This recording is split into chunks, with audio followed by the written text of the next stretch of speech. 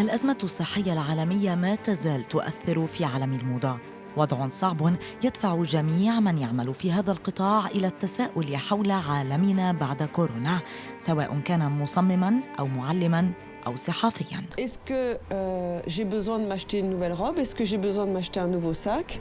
Et je pense que le consumérisme fait partie de ces choses que l'on a un petit peu remis en question pendant cette période de confinement. En plus, comme les frontières ne vont pas rouvrir pour les mois qui viennent, il n'y aura pas de touristes. Or, on sait très bien que la moitié des ventes dans le luxe est aux touristes. C'est quand ils voyagent. Les gens aujourd'hui prennent l'avion pas pour aller au Louvre, mais d'abord pour aller chez Louis Vuitton, chez Hermès, ça c'était un sac. Le Louvre, ça vient après, il ne faut pas se faire d'illusions. بعض بيوت الأزياء أقلمت مجموعاتها للتماشي مع هذا الوضع الجديد. Les femmes vont être plus à la maison, les femmes travailleront plus dans la maison. Donc évidemment que les fits seront plus casual, les vêtements encore plus day to night. On peut prendre une robe où tu es de 9h du matin à 11h du soir, où tu es bien, où le tissu et il te donne, il t'embrasse, où tu es quand même très élégante et chic, parce qu'on a envie d'être chic à mon âge. Parce qu'on a envie de jouer à mon âge, parce qu'on a envie de donner un clin d'œil d'insolence à mon âge. Je crois que les femmes aujourd'hui, après 3 mois à la maison avec des petits-enfants, devant travailler, les enfants qui n'allaient pas à l'école, mais tu te rends compte la résilience qu'ils font aujourd'hui encore plus que n'importe quelle période.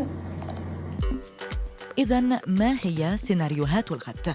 هل سنعود إلى العادات القديمة أم سنستغلها لتغيير النظام الحالي؟ Even though I was on the slow fashion agenda, I think I've even had to slower down more than I was. But not only that, I expect huge stockpile because there are going to be so many unsold goods that are going to come from the West. Again, more than before, we can expect if there is no other outlet, because clothes went to the factories and they were getting ready for the next season, and that season might be missed. So I've started showcasing how we upcycle, repair, and get clothes ready. And also I've joined a lot of groups worldwide who are promoting sustainability, green fashion, upcycling, swapping, renting clothes, and all kinds of alternative ways of getting clothes to your hands. So that's where we are at the moment, and trying to stay optimistic. الأساتذة والباحثون في باريس يفكرون في الاستعانة بالماضي.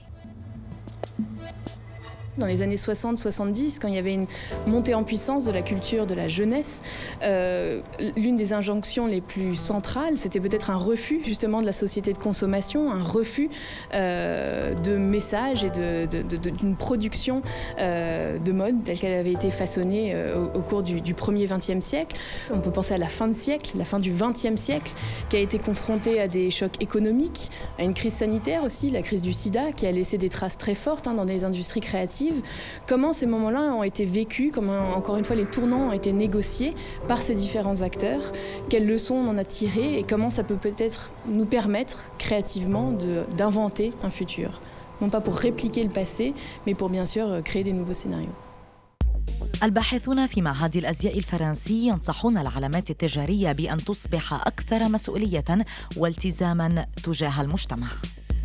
On a tendance, pas seulement vis-à-vis des marques de luxe et des marques de mode, mais plus largement vis-à-vis de tous les acteurs qui sont perçus comme ayant un pouvoir dans la société.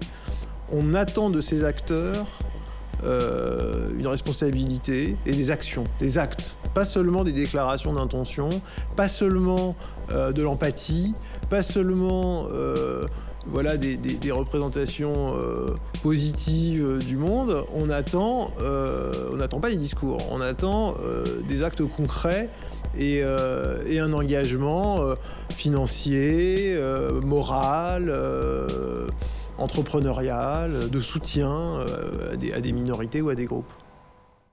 أنيس بي مثال على ذلك، فهي تدعم الإبداع الفني منذ زمن بعيد، لكنها أيضاً تمول مشاريع تساعد في التوعية من مخاطر التغيير المناخي.